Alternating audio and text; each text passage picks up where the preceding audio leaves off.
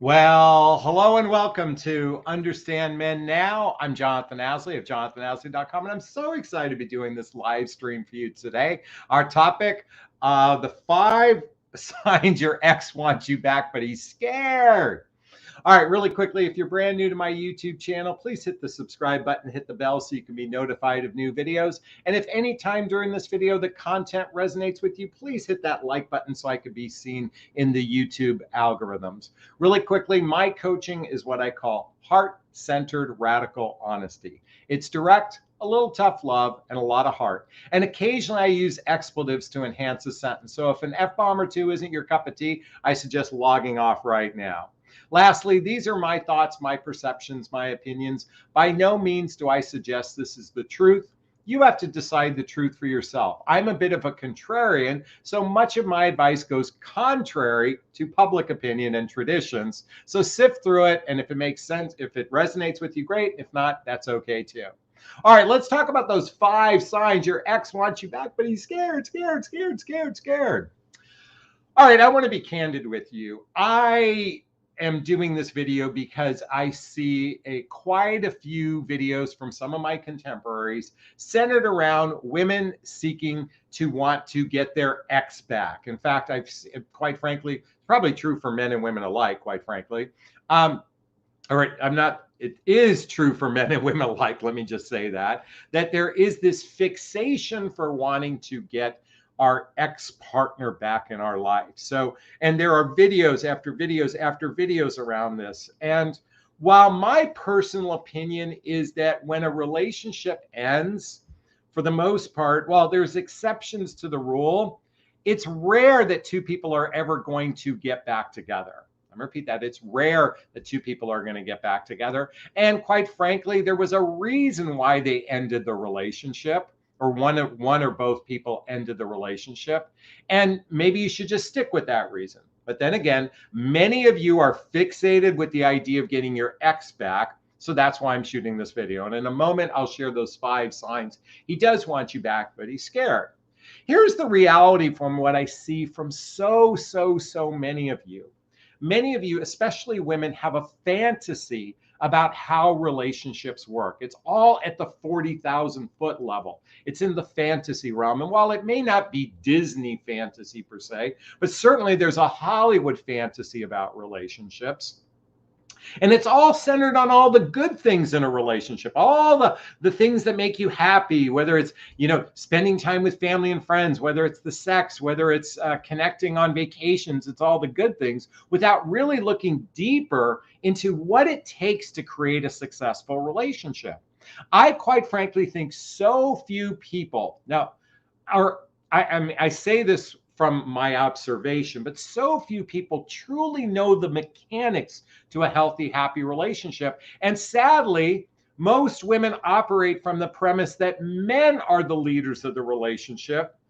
And I say this because what is the number one search term by most women? Why are men commitment phobic?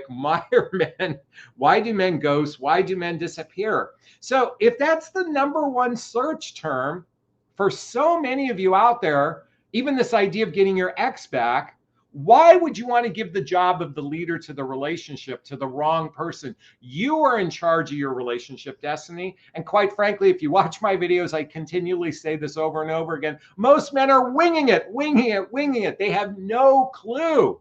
And I know you're upset and frustrated and angry because you're going to have to train guys, but it starts by training yourself. And if you're not familiar with my relationship iceberg, I know many of you are. Here it is really quickly. The tip of the iceberg is attraction, and right at the tip is chemistry. That's the first thing we see, whether we have chemistry with someone or not. But below the water line is compatibility, shared values, blendable lifestyles, and emotional maturity. These are the fundamental principles for creating a successful relationship. And yet so few of you actually spend any time genuinely getting to know another human being to determine if they're actually right for you. And that's partially because these days we're meeting total strangers. It's rare that we meet someone. I want you to think back to caveman time, or cave people time, excuse me. gave people time. Basically there was no dating back then. There was just basically, well, there was quite frankly a lot of rape, if you will. Woman was cleaning her feet at the, at the river, and the guy would just run up behind and have sex with her. I mean, that was the equivalent of mating back then. And as time progressed, there wasn't really much dating going on. There was really merging of assets if you were a noble person. And if you were a poor person, you needed bodies in your life to support you by making lots and lots of children. So that's the predominant. I mean, throughout history, there really wasn't much dating going on. And actually, if you think about it, you typically, as I was about to say earlier, you connected with somebody in your tribe, you connected with somebody in your village, you connected with somebody in your hometown, or maybe you connected with someone from work. So you had a basis of familiarity. Maybe you shared family friends, maybe you shared friends with each other, maybe you had significant activities that you did together that better prepared you to knowing this person at a deeper, intimate level. So how do we address this so someone doesn't become an X? Well, this is why I'm going to share with you a new book that I've just picked up. It's by Malcolm Gladwell. He wrote Blink, but this book is called Talking to Strangers, Talking to Strangers. And why I'm just picked up this book, I'm just started reading it, but let me read you the subtitle really quickly, the subtitle, and that is What We Should Know About the People We Don't Know. What should we know about the people we don't know? This, folks, it's time to be a detective. It's time to be intentional in the process instead of this lean back in your feminine energy and the man will claim you. I know you're probably getting tired of me saying this over and over again, and yet I do watch some of my contemporaries talking about the whole feminine energy approach, which is, okay, that's great for this chemistry piece. I get it. That's great for the chemistry piece, but that does nothing for shared values, blendable lifestyles, and emotional maturity. In fact, quite frankly, the vast majority of people are rather dysfunctional with their relationship skills and their emotional skills. That's why coming back to this book is so important, because it helps you with your relationship skills. And if you haven't seen my more recent chart on relationship skills, take a look at this. By the way, this says emotional maturity and relationship skills. And I want you to notice the asterisk. This is not a fact. This is an opinion. I believe 20% of the population has clinical issues, borderline, narcissist, bipolar, sociopaths. And then over here is about 20% is healthy. And when I say healthy, I am being generous when I say it's 20% are emotionally healthy. It's probably closer to 5%. And the vast majority of everybody else is dysfunctional. And by the way, I'm talking to you when I say this. Most women have this fantasy that they're so good in their relationship skills because you have a capacity to vomit your feelings more so than men. But that doesn't make you any better skilled at communication. And this is why I continually recommend everybody getting the book Nonviolent Communication by Marshall Rosenberg. Nonviolent Communication by Marshall Rosenberg. This should have been called Compassionate Communication. Why? Because most humans' communication skills are poor.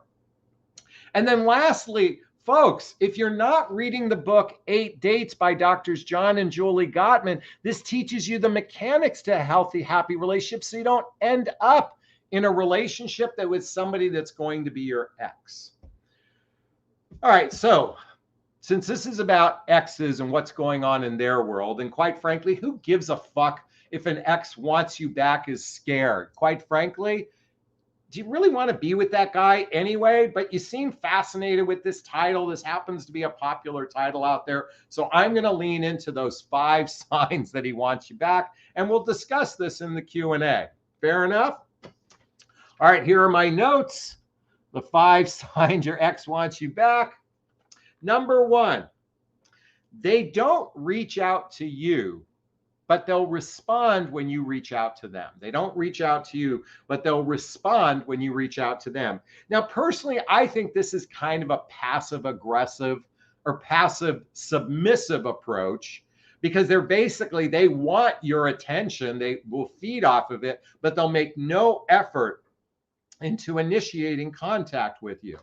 And look at, as I said in the beginning of this video, I'm not a big proponent of looking backwards. I'm all about looking forward. I'm just giving you a reason why this might happen and why it might not be an emotionally healthy reason. Let's face it, we can all carry a torch for somebody we've cared about in our lives. We can all carry a torch for somebody we cared about in our lives. And yet, isn't the bottom line, don't you want to be in a juicy, delicious, happy relationship? Well, if that's what you want, then I want to invite you to study relationships at a deeper level instead of this fantasy level that the guy is just going to claim you because they know what the fuck they're doing. Listen, folks, I know you don't like the idea of this, but quite frankly, you can train men. My mother and father, who were married 66 years before my mother passed away, she trained my dad. She just trained him into what she liked, what she wanted. She did it by leading by example. So by investing in these books, you are preparing yourself. And then quite frankly, I mentioned this book, 8 Dates. Ladies, if you know my rhetoric, before the penis goes inside the vagina, purchase 2 copies of this book and read it together if you're going to explore a relationship together. So, the second sign your ex wants you back, but he's scared. He stalks you or stays connected with your friends on social media. He stalks you or stays connected with your friends on social media. And he's basically liking comments. He may not be commenting, but he's liking your friends and he's liking your stuff. And that's a sure sign that he still cares about you, but he's afraid to make a move. And as I said before, do you really want to be in a relationship with a guy who can't make the move? I don't think you should want to be with that, but you know what? You get to do what you want. This journey, everybody is on their own journey. Most of you are on a journey of the definition of insanity, and that's doing the same things over and over again and expecting different results. And I'm here this is why my channel is to shake you up into maybe looking at things from a different perspective, from a different pinhole, from a different keyhole than the old rhetoric that's been trained and been bombarded with inside of you, starting with the book, The Rules, and all the traditional expectations. This is why I'm such a big proponent, ladies, of checking out the book, If the Buddha Dated. This takes out all the bullshit gender rhetoric and says, how can we connect with each other at a heart-centered level? How can we connect with each other on a heart-centered level? That's my invitation for you as well. All right, what's our next one here? Oh, the opposite of you reaching out to him and he talks, but he doesn't initiate. The opposite is he reaches out to you and but he doesn't initiate meeting with you. He reaches out to you, but doesn't initiate meeting. Now, here's the thing. There's 2 types of guys that do this. They sometimes make excuses, like try to bring up something in the past. He might need your advice on something, or he's using you as his therapist. It's actual, what's known as emotional sex when he reaches out to you. If you're not familiar with the book, by Dr. Sherry Myers called Chatting or Cheating. I highly recommend checking this out because she talks about something called emotional sex. Where is that?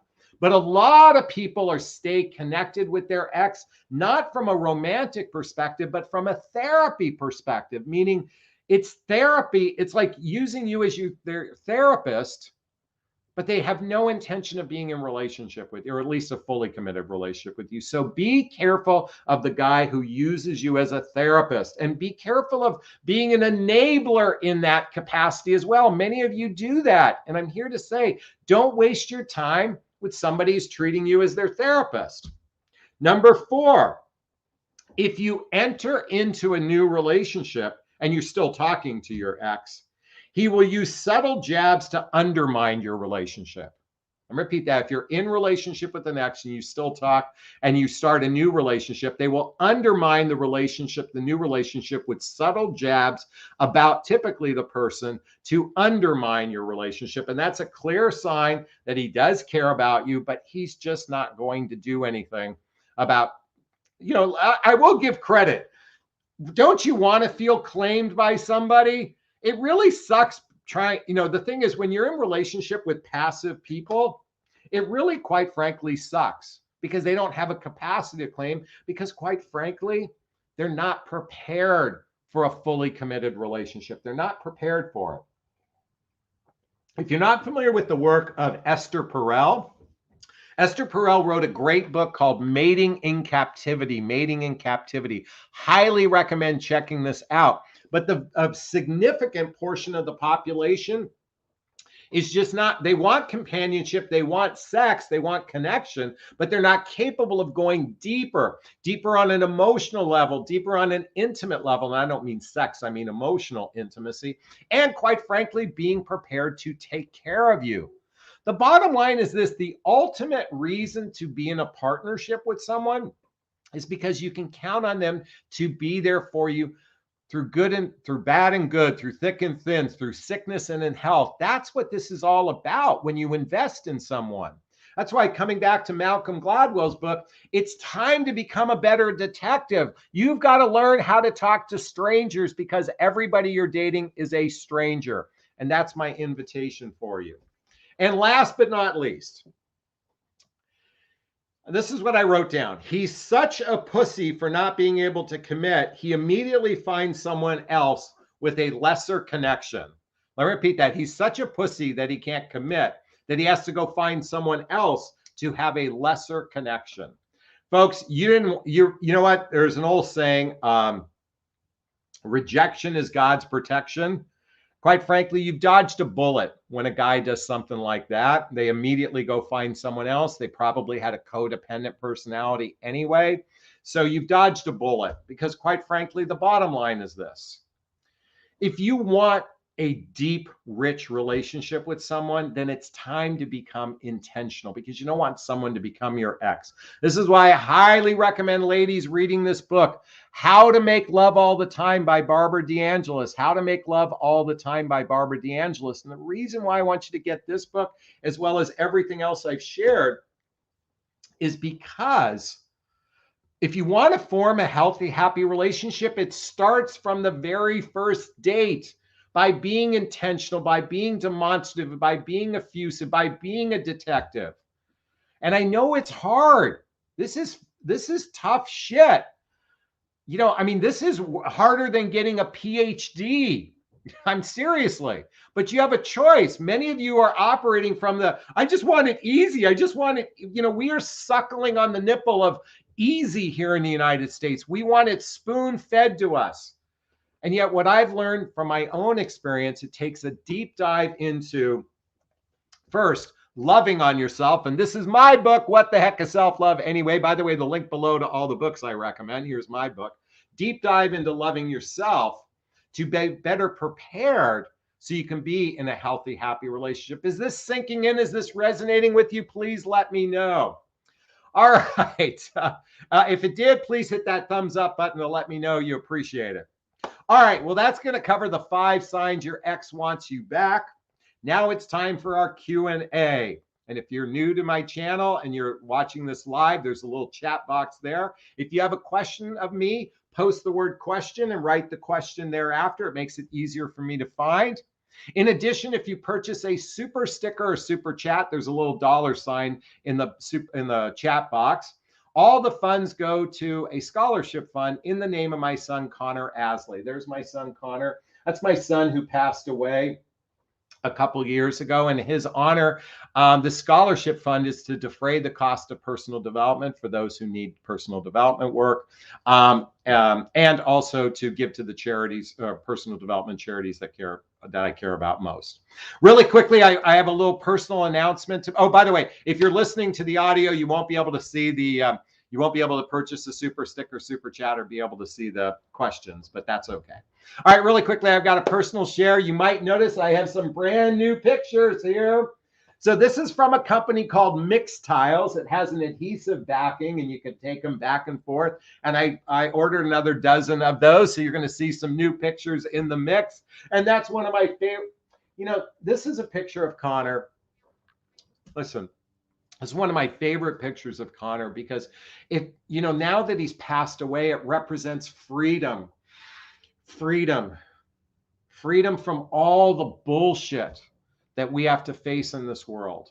And I'm so, on some level, as painful it is to be a parent who lost a child, at the same time, I know he rests in the arms of love. And so if you see my bracelet I wear here, it says Connor Aslay, and it says he rests with love. He rests with love. So, okay, time to take questions. So let's look at the board.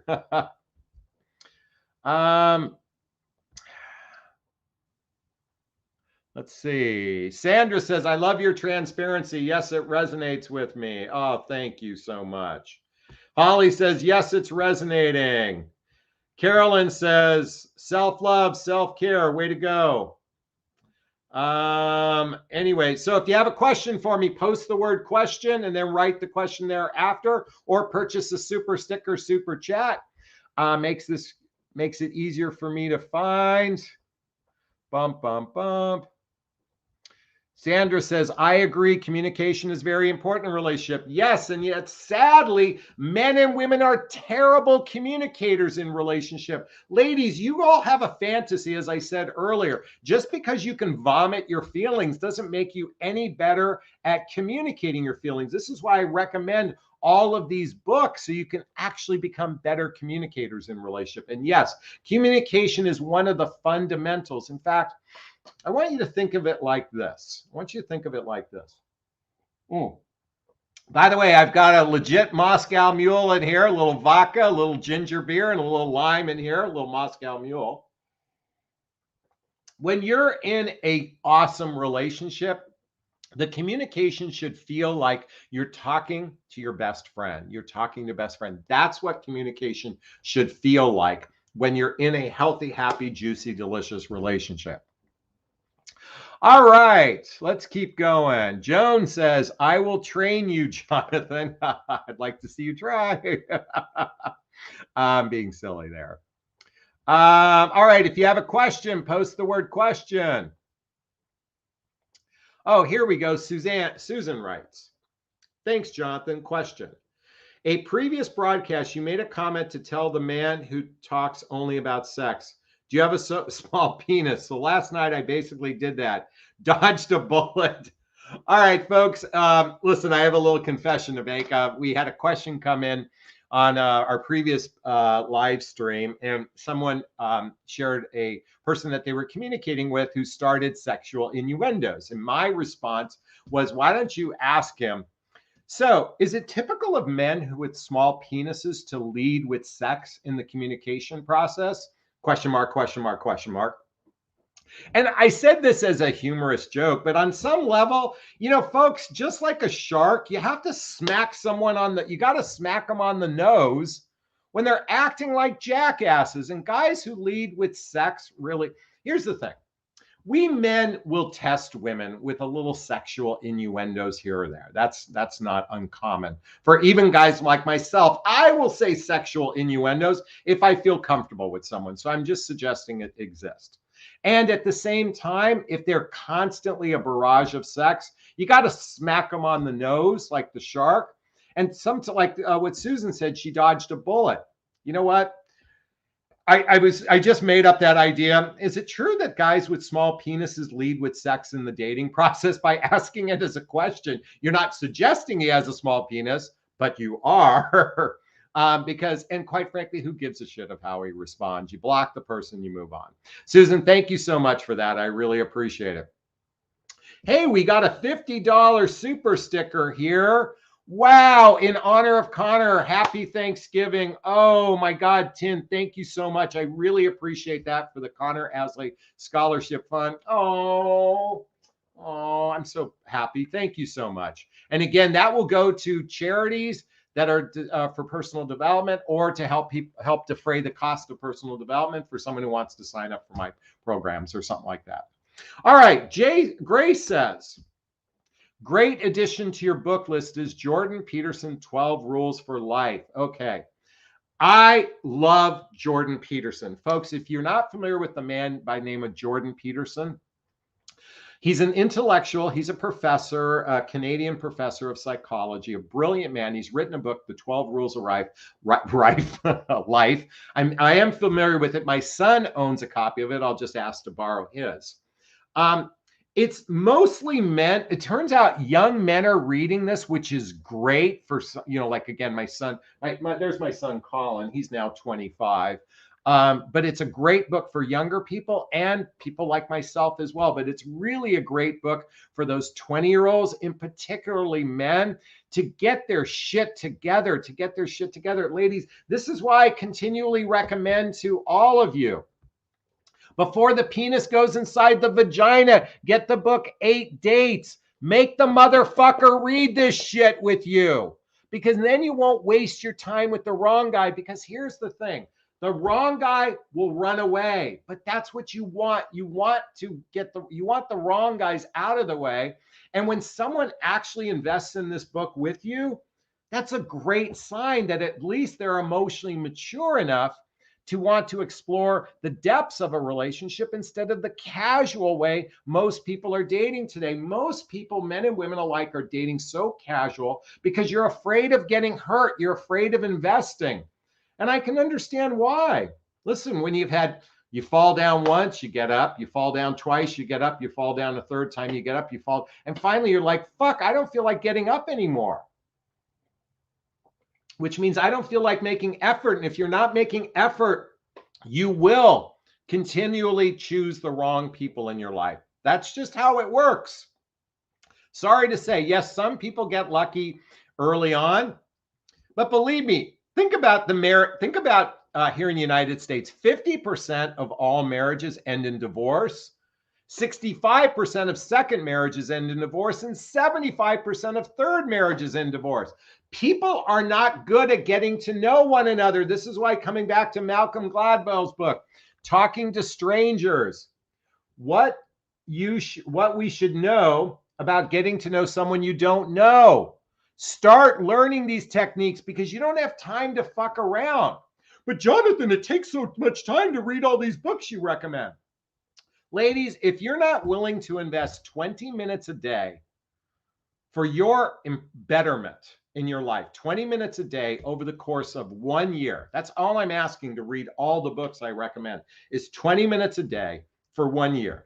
If you can't invest that, then you have no fucking business being in a relationship with someone. I'm sorry to be so fucking blunt and cursing like this, but you're a child when you operate that way, that you're going, because you're saying, but I just want my Christmas presents and I want it now, but I want my Christmas presents and I want it now. And I don't want to have to do anything for my Christmas presents. I just want my Christmas presents given to me.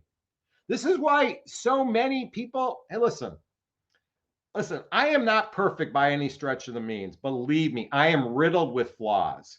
But I'm grateful now that I show up as an adult in relationship. And if you're not, many of you operate like children. It's time to become an adult in relationship. How to become an adult in relationship. Here's a great book by David Rico. I definitely recommend this book. All right, that's my rant for this point. Thank you so much for your questions so far. All right, Kimberly writes, hey, Kimberly, question, Jonathon, any advice when we first meet and start building a relationship with the kids of our dating partners? It seems to be just as important to work on, but we don't hear much about that. Great question, Kimberly. So coming back to my relationship iceberg. Okay, can you see where it says blendable lifestyles? Folks, children are part of the equation. Pets are part of the equation. All of this is part of the equation. And quite frankly, children can be incredibly disruptive to the merging of two people together, depending on the dynamic with their children. So here's what I'm about to share.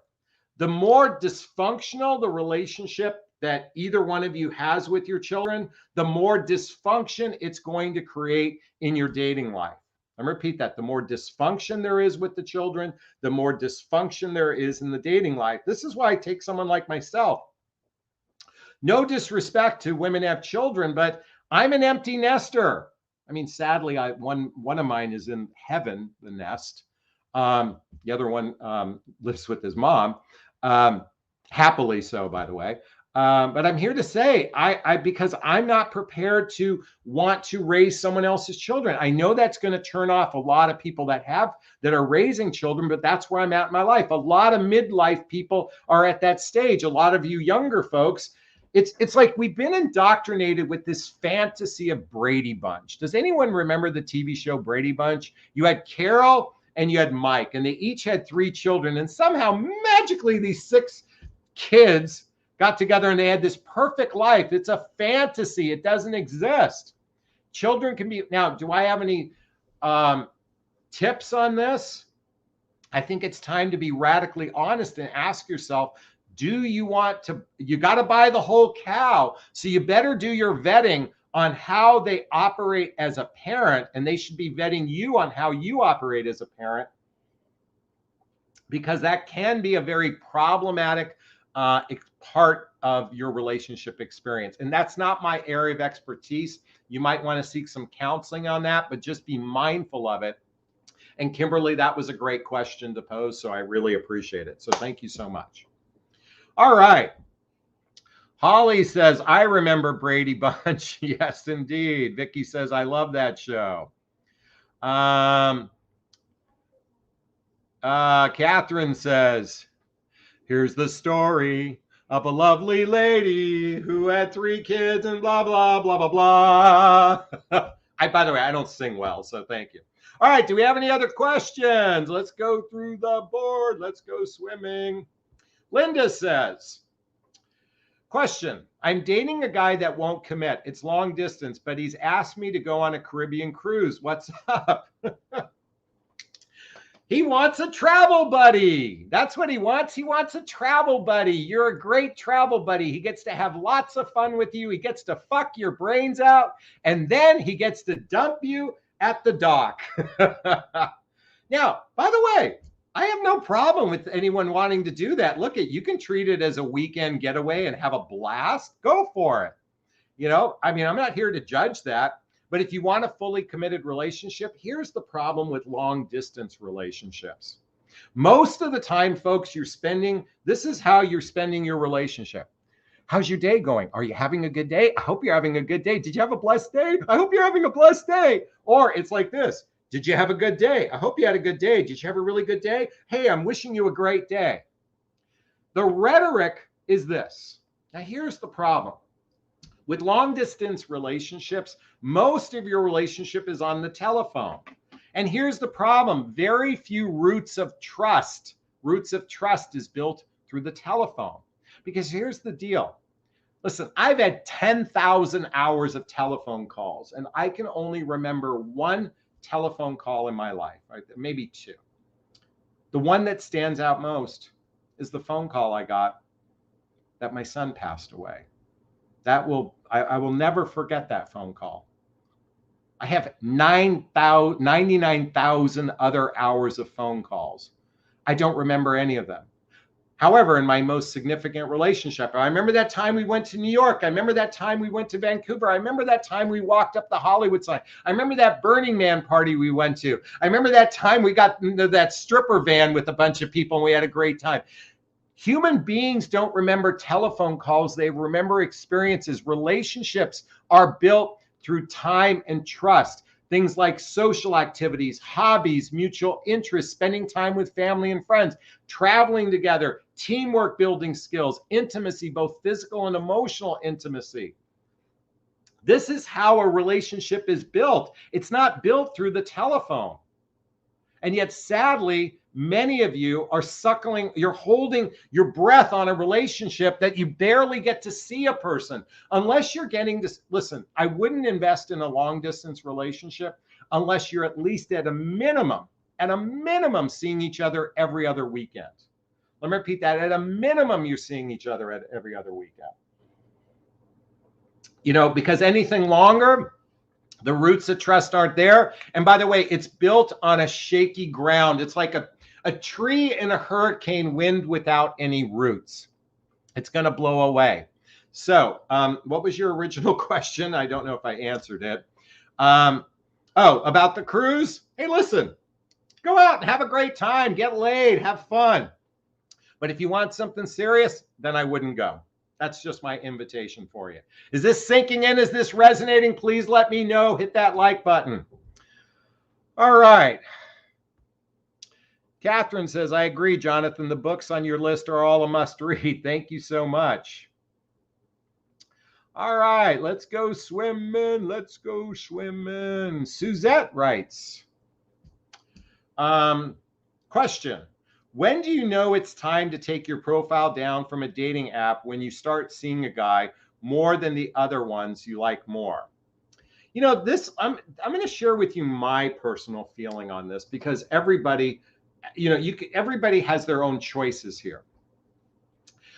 I'm going to share something with you folks. The minute I'm flirting with someone on these devices and we have a scheduled meeting, I then disengage with flirting with other people after I've met them. If I've met the person and I want to see them a second time, I disengage flirting with anyone else. And if I see someone a second time, I definitely start to not look at my apps as frequently.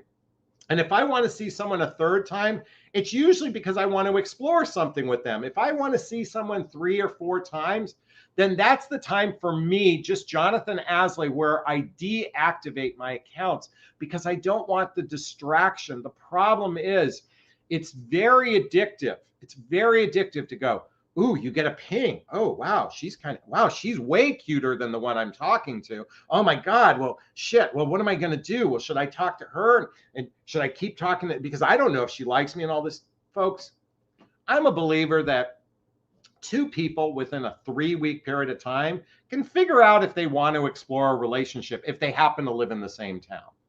And so I would prefer to disconnect from the dating app sooner rather than later. That's just the way I operate. Now, I know many of you are being counseled not to do that. In fact, many of you are being counseled the exact opposite. They want you to do what's called duty dating. They want you to do what's called circular dating. And what that means is dating multiple men at the same time and let the cream rise to the top. Here's the problem with that methodology. A, it's exhausting. B, you can miss things through the cracks. But C, and the most important thing is the reason why that advice is given, because it's helping you avoid getting attached to someone. Here's the problem. If you have a problem getting attached to the wrong people, dating multiple people won't solve that. All that will do is fuck it up even more. It muddies the water. I was talking to a woman once who listened to one of these coaches that, advocates circular dating. And she said she realized that she was missing things because she couldn't remember what this guy said and what this guy said and what this guy said. And things were slipping through the cracks. You can't be a good detective if you're working on 4 homicide cases all at the same time. Homicide cases, I'm using that. But think about it. When a detective is working a case, it's one case at a time. And that's my invitation for you to do the same. So for me, the minute I like someone, I like to disengage because I just don't want to get distracted by other people. Who agrees with me? If you agree with me, give me an amen. If not, then I'd like to hear your thoughts as well. All right, let's keep going. Let's keep swimming. Let's keep swimming. Let's keep swimming. All right, what's going on? Question. Post the word question or purchase a super sticker, super chat. That makes it easier for me to find.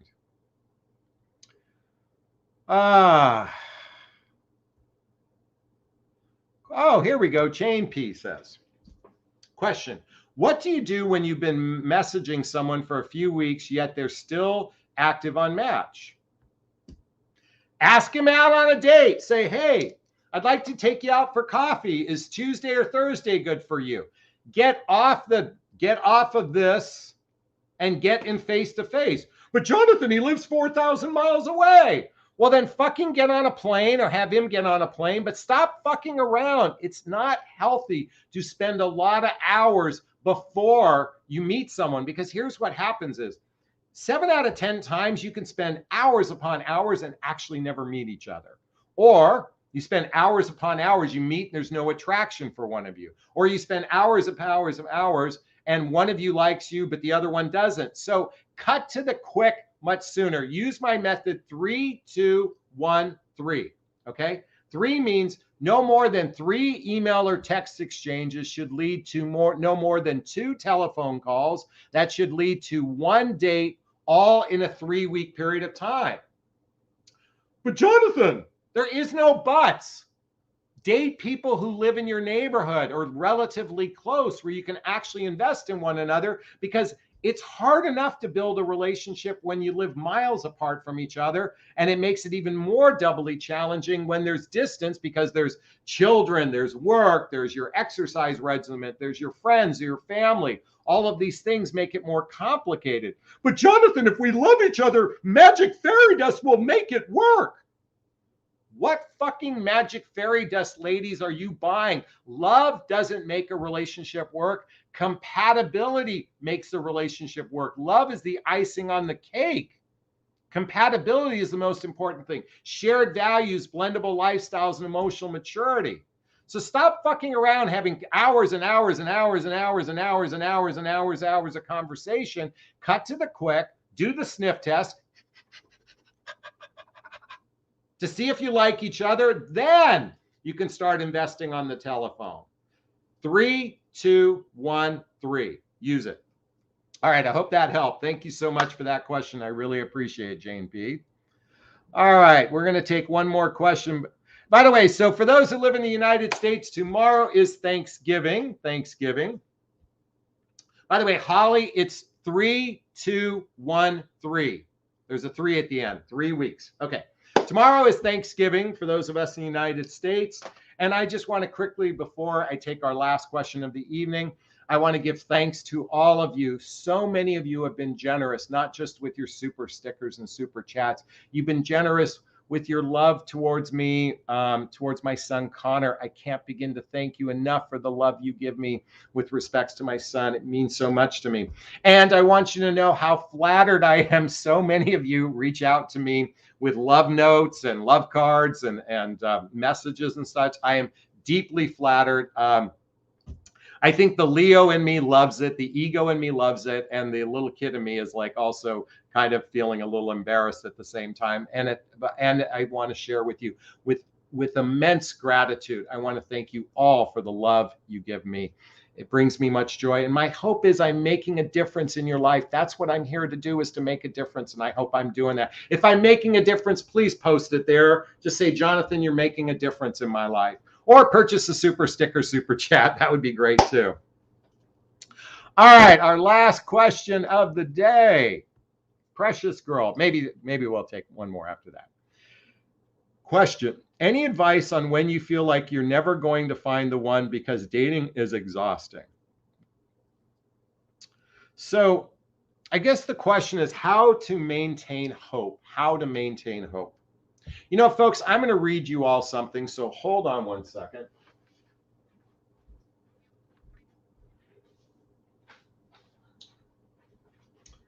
It's part of my coaching practice. I share with my clientele my love mantra. So I'm going to read it to you all today. It's going to take a few minutes to read right here. This is what gives me hope and makes me get up every day for the process. So it starts out by saying, I'm in a mutually conscious, loving, passionate, playful, romantic relationship, spending 3 or 4 days and nights a week together, weekly, leading to fully committed within 1 year. We feel excited to be with each other because we're immensely physically attracted to, adore, and desire each other, which feels fantastic. We experience chemistry in all areas of who we are, and we feel emotionally safe and secure when we're together as well as when we're apart. We feel wonderful because we communicate consciously, effortlessly, in a free-flowing style. We are truly best friends, and our conversations feel balanced and respectful, carrying on for hours and hours at a time. The depth of our connection feels exhilarating as we help each other learn and grow by speaking freely from our hearts. We feel loved, cherished, and appreciated because we speak each other's love language. We feel grateful because we accept each other, which feels calming. We appreciate each other's gifts to the world and acknowledge each other's unique imperfections. We feel valued because we make a constant conscious effort to meet each other's needs, wants, and desires. We feel elated because we're truly compatible in every sense of the word. We appreciate most of the same things in life, and we maintain our individuality and our sovereignty. We're both emotionally secure to handle conflicts and differences with ease, which feels peaceful. We feel delighted and satisfied because we spend a significant amount of time together in shared activities and hobbies. We love to laugh and play all the time, which feels liberating. We love each other's sense of humor, and the banter can go on for hours and hours at a time. We feel joy because our family and friends are an important part of our daily relationship. We are a perfect match and feel safe, content, satisfied, and peaceful. We feel protected and safe with each other and can live a bountiful life because we believe in partnership and support one another financially, which feels grounding. We feel amazing because we're truly compatible sexually, and we feel an amazing desire of passion, intimacy, which feels sensational. We feel ecstatic because our daily intimate practice is a vital ritual for our relationship success and fulfills each other's desires while strengthening our commitment to nurturing sexuality, intimacy, and vulnerability. We feel serene because we're both secure in who we are and come from a heartfelt place where we cherish one another with integrity, honesty, and respect. We feel in harmony because we are aligned in our core values on life, health, finance, charity, community, family, fun, pleasure, travel, prosperity, and spirituality. We feel fabulous because we're a partnership and can co-create the future looking through the same window.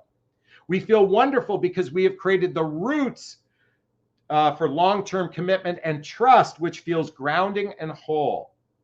We are in alignment on our core beliefs and are fully committed to maintaining a long-term loving relationship, which feels supportive.